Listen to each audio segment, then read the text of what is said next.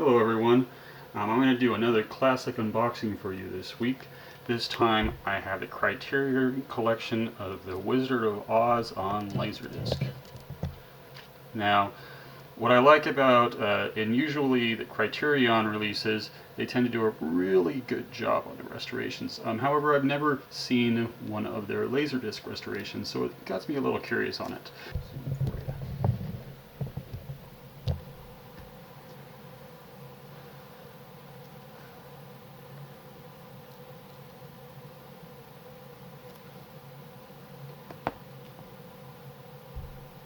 Now, back real quick. Okay.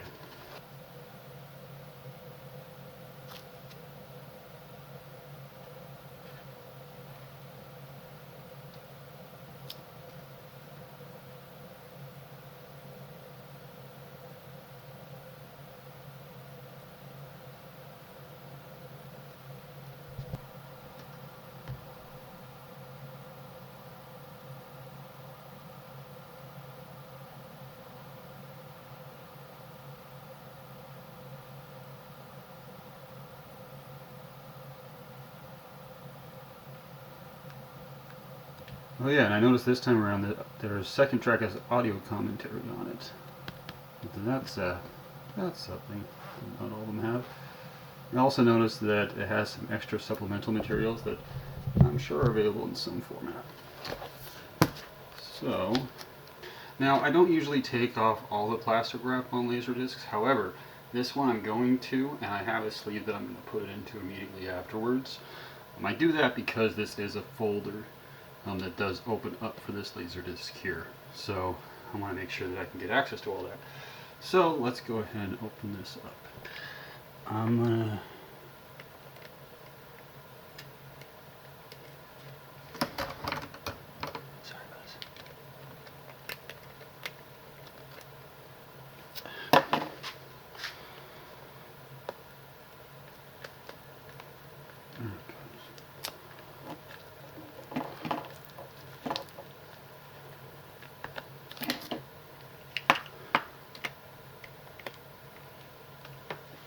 There it goes. Now I should be able to tear this off.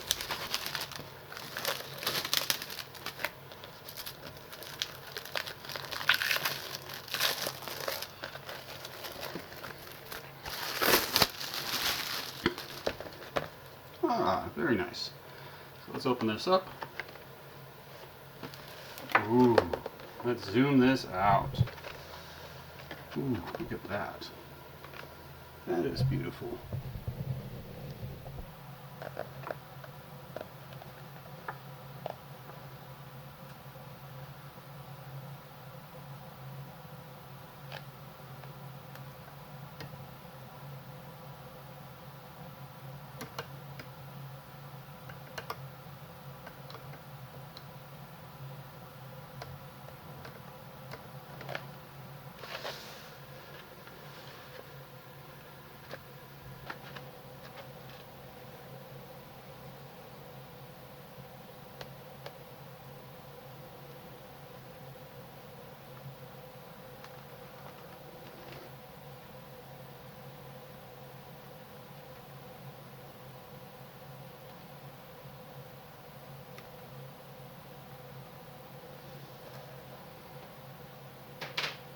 So it seems like it just has a biography of almost everyone who worked on the film. All the main ones at least. Now, one of the reasons why I got this one is it's also CAV. So it is as you know, The Wizard of Oz isn't that long of a film. However, they do have it on 2 discs, which they didn't need to. They could have put it on extended play and kept the quality low. They opted to go with the CAV. And that's something I appreciate about the Criterion collection, is they really want you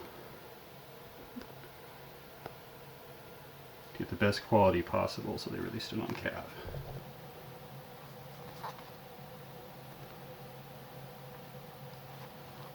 Oh, upside down. Okay, so that's side 1 and 2.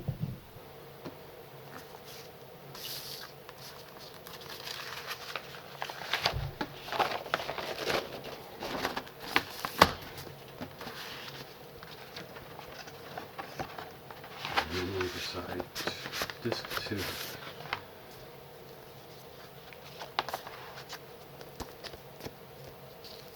Side 3 and 4.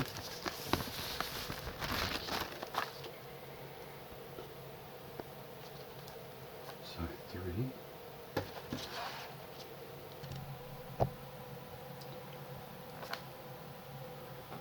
And side 4.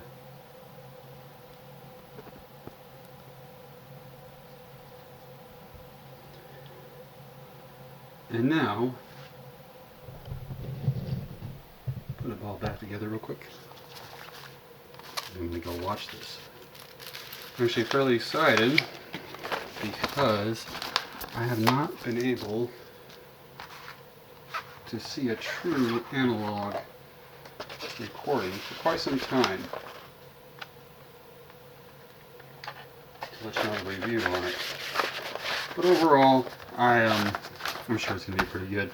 I'm very excited about the extra features, which I don't see on anything.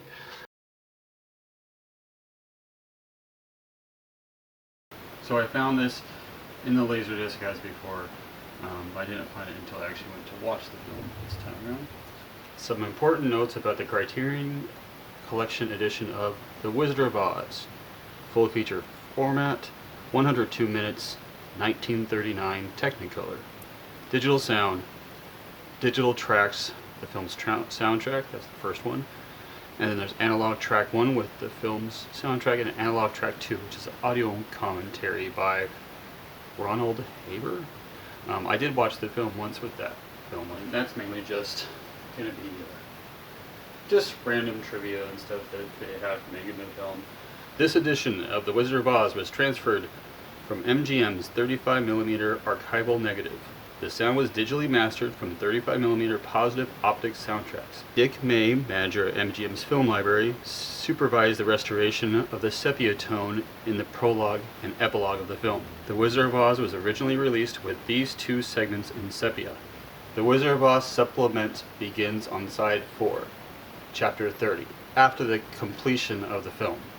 The disc will stop automatically on the title frame of this section. From there, you may advance through the supplements using the still, step, and play functions on your Laserdisc player.